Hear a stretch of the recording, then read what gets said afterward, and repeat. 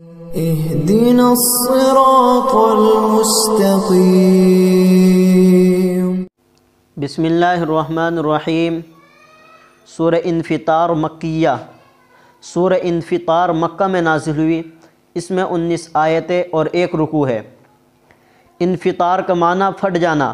سورت کے پہلے لفظ انفطر کے مصدر کو سورت کا نام مقرر کر دیا گیا ہے۔ اس سورت کا موضوع بھی آخرت کا اثبات اور قیامت کی علامات کا بیان ہے، اور اس کے اندر 5 باتیں ہیں۔ پہلے اس سورت کا خلاصہ ان 5 باتوں کو سمجھ لیجئے۔ پہلی بات، شروع میں قیامت کی منظر کشی کی ہے۔ جب قیامت کا وقت آئے گا تو نفخہ اولیٰ کے بعد 3 واقعات پیش آئیں گے، اور نفخہ ثانیہ کے بعد 1 بات پیش آئے گی، یعنی قبر الٹ دی جائے گی، مردے نکل آئیں گے اور قیامت شروع ہو جائے گی۔ اس دن ہر شخص اپنے اگلے پچھلے اعمال کو جان لے گا۔ شروع سورت سے آیت نمبر 5 تک یہ مضمون بیان کیا گیا ہے۔ دوسری بات، انسان کا گلہ اور شکوہ ہے کہ وہ اپنے رب کریم کے معاملے میں کیوں دھوکہ کھائے ہوئے ہے۔ وہ ایسا کیوں خیال کرتا ہے کہ اللہ رب العزت اس کو دوبارہ پیدا نہیں کرے گا، حالانکہ جس رب نے پہلی مرتبہ اس کو شاندار بنایا وہ دوسری مرتبہ بنانے سے کیوں عاجز ہو گیا ہے۔ آیت نمبر 6 سے آیت نمبر 8 تک اس مضمون کو بیان فرمایا ہے۔ تیسری بات، انکار قیامت کی اصل وجہ بیان کی ہے کہ انسان اعمال کی جزا سے دوچار ہونا نہیں چاہتا، اس لیے مرنے کے بعد دوبارہ زندہ ہونے کا انکار کرتا ہے، حالانکہ جزا کے لیے ریکارڈ تیار کیا جا رہا ہے۔ کراماً کاتبین بندوں کے اعمال لکھ رہے ہیں اور وہ اس کے تمام کاموں سے واقف ہے۔ انسان ذرا سوچے، اگر جزا سزا نہیں ہے تو پھر یہ ریکارڈ تیار کرنے کی کیا ضرورت ہے۔ آیت نمبر 9 سے 12 تک یہ مضمون بیان کیا گیا ہے۔ چوتھی بات، جزا اور سزا بیان کی ہے کہ نیک لوگ جنت میں ہوں گے اور بدکار لوگ دوزخ میں ہوں گے۔ وہ دوزخ میں قیامت کے دن داخل ہو گئے، پھر وہاں سے نہیں نکلیں گے۔ آیت نمبر 13 سے آیت نمبر 16 تک یہ مضمون بیان کیا۔ پانچویں بات، قیامت کے دن سارا اختیار اللہ رب العزت کے قبضے قدرت میں ہوگا۔ اس دن کوئی شخص کسی شخص کے لیے کسی چیز کا مالک نہیں ہوگا۔ آیت نمبر 17 سے آخر تک یہ مضمون بیان کیا گیا ہے۔ فرمایا، اذا السماء انفطرت واذا الكواكب انتثرت واذا البحار فجرت، جب آسمان پھٹ جائے گا، فرشتوں کے نازل ہونے کے لیے اللہ رب العزت کے حکم سے آسمان پھٹ جائے گا، اور ایک قول یہ ہے کہ اللہ کی ہیبت سے، اللہ کے ڈر سے آسمان پھٹ جائے گا۔ وَإِذَا الْكَوَاكِبُ انتَثَرَتْ، اور جب ستارے جھڑ پڑیں گے، یعنی الگ الگ ہو کر، یعنی متفرق ہو کر ستارے جھڑ پڑیں گے۔ وَإِذَا الْبِحَارُ فُجِّرَتْ، اور جب دریا ابل پڑیں گے، یعنی بعض دریا بعض میں مل جائیں گے، یعنی میٹھا اور کھارا پانی خلط ملط ہو جائیں گے، تمام کا تمام پانی ایک ہو جائے گا۔ وَإِذَا الْقُبُورُ بُعْثِرَتْ، قبر الٹ دی جائے گی اور مردے قبر سے زندہ ہو کر نکل پڑیں گے۔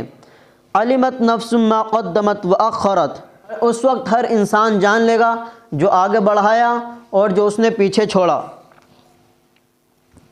جب قیامت کی نشانیوں میں سے یہ واقعات رونما ہوں گے تو اس وقت اعمال ختم ہو جائیں گے، ہر شخص اپنے کیے ہوئے اعمال کو جان لے گا۔ اس کے بعد کسی کا کوئی عمل کسی کو کچھ فائدہ نہیں پہنچائے گا، اور ہر شخص سے اس کے کیے ہوئے اعمال کا حساب لیا جائے گا۔ ہر شخص کو اس کے نامہ اعمال دائیں ہاتھ میں یا بائیں ہاتھ میں دے دیے جائیں گے، اور نامہ اعمال کو پڑھنے کے وقت انسان کو اپنے تمام اعمال یاد آ جائیں گے۔ آج انسان دنیا کے اندر بھول جاتا ہے۔ دنیا کے اندر بھول جانا اللہ کی بہت بڑی نعمت ہے کہ بڑے بڑے واقعات اور بڑے بڑے حادثات پیش آتے ہیں، نقصان ہو جاتا ہے، انسان بل آ جاتا ہے، لیکن کچھ دنوں کے بعد انسان بھول جاتا ہے تو صدمہ ہلکا ہو جاتا ہے۔ دنیا کے اندر بھول جانا اللہ کی بہت بڑی نعمت ہے، لیکن قیامت کے دن اسے اپنے تمام اعمال یاد آ جائیں گے۔ اس دن اس کا حافظہ بہت تیز ہو جائے گا۔ آگے بھیجے ہوئے اعمال سے مراد وہ عمل ہے جو اس نے خود کیے ہیں، خواہ نیک ہو یا بد ہو، اور پیچھے چھوڑنے سے مراد وہ عمل ہے جن کو اس نے خود تو نہیں کیا لیکن اس کی رسم دنیا میں ڈال دی۔ اگر وہ نیک کام ہے تو اس کا ثواب اس کو ملتا رہے گا، اور برے ہیں تو اس کی برائی اس کے نامہ اعمال میں لکھی جاتی رہے گی۔ جیسا کہ حدیث شریف میں ہے کہ جس شخص نے اسلام میں کوئی اچھی سنت اور اچھا طریقہ جاری کر دیا، اس کا ثواب ہمیشہ اس کو ملتا رہے گا، اور جس نے کوئی بری رسم اور گناہ کا کام دنیا میں جاری کر دیا، جب تک لوگ اس برے کام میں مبتلا ہوں گے اس کا گناہ اس شخص کے لیے بھی لکھا جاتا رہے گا۔ اور ایک قول یہ ہے، ما تقدم سے مراد اپنی بدنی عبادت ہے کہ اپنے مال سے زکوٰۃ دے کر اور نفلی صدقہ وغیرہ کر کے جو اس نے اپنے آگے کے لیے جمع کر لیا، ذخیرہ کر لیا ہے۔ اور ماخرت سے مراد ہے کہ جو اس نے ورثہ کے لیے ترکہ چھوڑ دیا ہے۔ علمت نفس ما قدمت و اخرت، اس دن ہر شخص جان لے گا اپنے اگلے اور پچھلے اعمال کو جو اس نے کیا ہے۔ یا ایھا الانسان ما غرک بربک الکریم، اے انسان کس چیز نے تجھے دھوکے میں ڈال دیا ہے تیرے رب کریم کے معاملے میں۔ انسان سے مراد یہاں منکر بعث مراد ہے، یعنی جو لوگ مرنے کے بعد دوبارہ زندہ ہونے کا انکار کرتے ہیں وہ لوگ مراد ہے۔ حضرت ابن عباس رضی اللہ تعالیٰ عنہ فرماتے ہیں کہ انسان سے مراد یہاں ولید بن مغیرہ ہے۔ باقی تفاسیر میں ابن عباس کا قول نقل نہیں کیا، صرف قیلہ کہہ کر ولید بن مغیرہ مراد لیا گیا ہے۔ اور حضرت اکرمہ رضی اللہ تعالیٰ عنہ فرماتے ہیں کہ ابی بن خلف مراد ہے، اور ایک قول ہے کہ کافر مراد ہے۔ ما غرک بربک الکریم، کہ وہ کیا چیز ہے جس نے تجھے دھوکے میں ڈال رکھا ہے تیرے رب کریم کے معاملے میں۔ حضرت عمر رضی اللہ تعالیٰ عنہ فرماتے ہیں کہ انسان کی بے وقوفی نے انسان کو دھوکے میں ڈال رکھا ہے، اور حضرت حسن رحمۃ اللہ علیہ فرماتے ہیں کہ شیطان نے انسان کو دھوکے میں ڈال رکھا ہے۔ ایک قول یہ بھی ہے، یہ آیت عام ہے ہر کافر اور نافرمان کے سلسلے میں، یعنی کافر کو اور نافرمان کو کس چیز نے رب کی طرف سے اس کو دھوکے میں ڈال رکھا ہے۔ تو فرمایا یا ایھا الانسان ما غرک بربک الکریم، اے انسان تجھے کس چیز نے دھوکے میں ڈالا تیرے رب کریم کے معاملے میں۔ ایک بات اور یہاں پر یہ سمجھنا کہ رب کی صفت کریم لا کر اس کے جواب کی طرف اشارہ کیا گیا ہے کہ انسان کے بھول اور دھوکے میں پڑنے کا سبب حق تعالیٰ کا کریم ہونا ہے کہ وہ اپنے لطف و کرم سے انسان کے گناہ پر فوراً سزا نہیں دیتا، بلکہ اس کے رزق اور عافیت اور دنیاوی آسائش میں بھی کوئی کمی نہیں کرتا۔ یہ لطف و کرم اس کے غرور اور دھوکے کا سبب بن گیا ہے۔ حالانکہ انسان عقل سے کام لیتا تو یہ لطف و کرم غرور اور غفلت کا سبب بننے کے بجائے اور زیادہ اپنے رب کریم کے احسانات کا ممنون ہو کر اطاعت میں لگ جانے کا سبب ہو جانا چاہیے تھا، لیکن انسان دھوکے میں پڑ گیا ہے۔ الذی خلقک فسواک فعدلک، جس رب نے تجھ کو پیدا کیا ہے پھر تجھے ٹھیک کیا ہے، یعنی تیرا بدن قوی اور شکل و صورت شاندار بنائی ہے، پھر تجھے برابر کیا ہے، یعنی اخلاق اور عادات میں معتدل بنایا ہے، یعنی تجھ کو بالکل درست اور معتدل بنایا ہے۔ خوبصورتی اور بدصورتی، لمبائی اور چھوٹائی کے اعتبار سے بالکل معتدل بنایا ہے۔ بعض اعضاء کو لمبا اور بعض اعضاء کو چھوٹا نہیں بنایا، بلکہ دونوں کو برابر بنایا ہے، اور بہائم جانوروں کی طرح تجھے نہیں بنایا بلکہ اشرف المخلوقات بنایا ہے۔ الذی خلقک فسواک فعدلک، شاہ صاحب رحمۃ اللہ علیہ فرماتے ہیں کہ ٹھیک کیا بدن میں، برابر کیا خصلت میں۔ فی ای صورت ما شاء رکبک، جس صورت میں بھی چاہا تجھے جوڑ دیا۔ کوئی بھی دو انسان ایک شکل و صورت کے نہیں ہیں، ہر دو میں کچھ نہ کچھ فرق ہے۔ یہ اللہ کی کاریگری کا کمال ہے۔ انسان کو اللہ نے اپنا احسان و کرم یاد دلایا ہے کہ وہ اپنی شکل و صورت، بدن اور قد و قامت میں غور کرے، پھر اپنی صلاحیتوں کو سوچے اللہ نے اس کو کیسا شاندار اور کیسا باکمال بنایا ہے۔ کیا اس احسان کا شکریہ یہ ہے کہ اس کو دوسری مرتبہ پیدا کرنے سے عاجز تصور کیا جائے، کہ اس کے احکام کی نافرمانی کی جائے؟ جن احکامات کو اللہ نے فرض کیا ہے کیا ان احکام کی خلاف ورزی کی جائے؟ یہ کوئی عقل مندی کی بات نہیں ہے۔ اگر اللہ چاہتا تو بندر کی صورت بھی بنا سکتا تھا، گدھے کی صورت بھی بنا سکتا تھا، خنزیر کی صورت بھی بنا سکتا تھا، لیکن کتنے خوبصورت اور کتنے اچھے انداز میں اللہ نے انسان کو بنایا ہے۔ کلا بل تکذبون بالدین، ہرگز ایسا نہیں ہے، یعنی جیسا تم گمان کرتے ہو، جیسا تم سوچتے ہو کہ اللہ کی عبادت میں تم غیروں کو بھی شریک کرتے ہو اور مرنے کے بعد دوبارہ زندہ ہونے کا انکار کرتے ہو۔ کلا، ہرگز ایسا مت کرو، یعنی دوبارہ زندہ ہونے کا انکار مت کرو، اللہ کی عبادت میں کسی دوسرے کو شریک مت کرو۔ بل تکذبون بالدین، بلکہ تم جزا کے دن کو جھٹلاتے ہو۔ اصل انکار کی وجہ یہ ہے کہ تم نہیں چاہتے کہ تمہیں جزا کے دن کا سابقہ پڑے۔ وَإِنَّ عَلَيْكُمْ لَحَافِظِينَ كِرَامًا كَاتِبِينَ، حالانکہ تم پر یاد رکھنے والے معزز لکھنے والے فرشتے مقرر ہے، وہ جانتے ہیں جو کچھ تم کرتے ہو۔ یہ ریکارڈ اسی لیے تیار کیا جا رہا ہے کہ ایک دن انصاف کیا جائے گا، ہر ایک کو واقعی جزا اور سزا ملے گی۔ وَإِنَّ عَلَيْكُمْ لَحَافِظِينَ، یہاں پر دو مسئلے سمجھ لیجئے۔ اللہ کے رسول صلی اللہ علیہ وسلم نے ارشاد فرمایا ہے کہ تم کرامن کاتبین کا اکرام کرو کہ وہ تم سے جدا نہیں ہوتے مگر دو حالتوں کے وقت انسان سے جدا ہوتے ہیں۔ ایک قضائے حاجت کے وقت جب انسان پاخانہ پیشاب کرنے کے لیے جاتا ہے، اور ایک جمع کے وقت جب انسان اپنی بیوی سے ہم بستری کرتا ہے۔ دو حالتوں کے وقت فرشتے انسان سے جدا ہو جاتے ہیں۔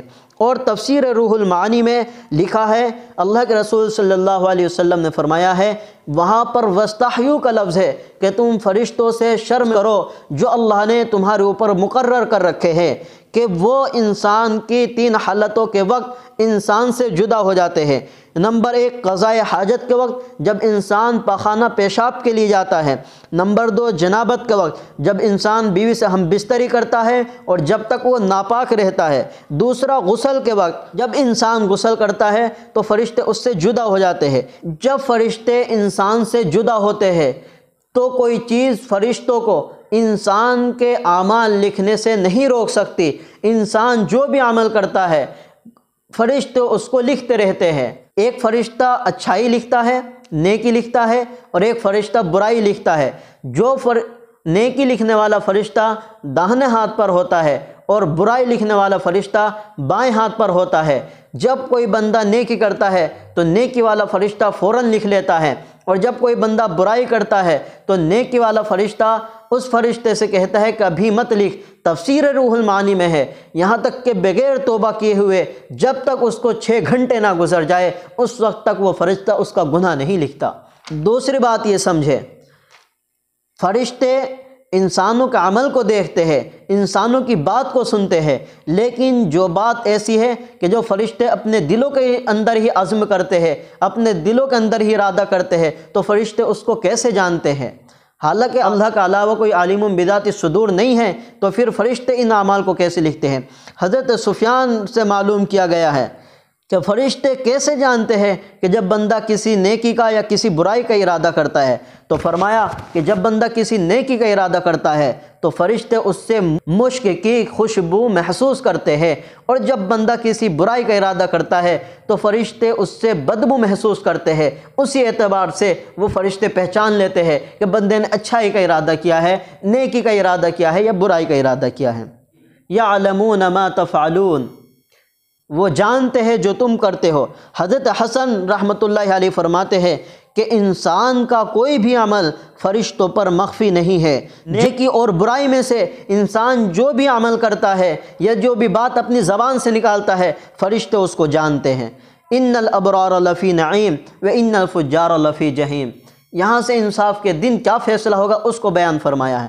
بے شک نیک لوگ جنت میں ہوں گے اور بدکار لوگ دوزخ میں ہوں گے، اور وہ انصاف کے دن داخل ہوں گے، دوزخ سے پھر کبھی نہیں نکلیں گے، سدا اس میں سڑیں گے۔ اللہ ہم سب کی حفاظت فرمائے۔ وما ادراک ما یوم الدین، اس سے مراد آپ صلی اللہ علیہ وسلم بھی ہو سکتے ہیں اور کافر بھی ہو سکتے ہیں۔ اگر آپ صلی اللہ علیہ وسلم مراد ہو تو پھر مطلب یہ ہوگا کہ پیغمبر صلی اللہ علیہ وسلم جن احوال کو ہم آپ کو پہچانوا رہے ہیں، یعنی ہمارے بتانے سے ہی آپ کو ان احوال کی اطلاع معلوم ہو رہی ہے۔ اور اگر کافر مراد ہو تو پھر کافر پر تنبیہ اور زجر و توبیخ کے طور پر فرمایا گیا ہے۔ اللہ جانے دونوں مراد ہو سکتے ہیں۔ اس دن سارا اختیار اللہ رب العزت ہی کے قبضے میں ہوگا۔ لمن الملک اليوم للہ الواحد القہار، قیامت کے دن سوال ہوگا آج کس کی حکومت ہے؟ سب لرز جائیں گے، کسی میں جواب دینے کی ہمت نہ ہوگی، بس خود ہی جواب دیں گے ایک غالب اللہ کی حکومت ہے، جزا کے دن کے وہی مالک ہے۔ آج اللہ رب العزت نے دنیا کے اندر انسانوں کو عارضی طور پر مالک بنا دیا ہے، لیکن قیامت کے دن اللہ رب العزت کسی کو مالک نہیں بنائیں گے۔